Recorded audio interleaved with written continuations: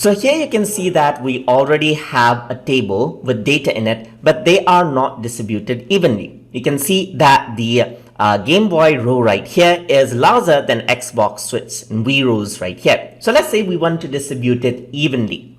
In order to do that, we can select these out just like this and then go on to the table menu, and here with it we have an option, distribute rows evenly.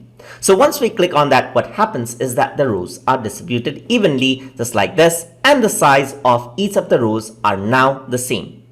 We can similarly distribute the columns evenly, but in that case what I want to do is I just want to distribute these 3 columns. I don't want to change the size of the serial number or item, the item column. So I'm just going to select these 3 just like this.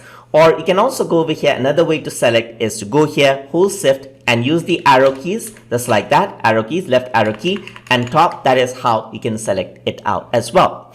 And then go on to table and then click on distribute columns evenly. And what that does is it distributes these 3 columns as we selected evenly just like that.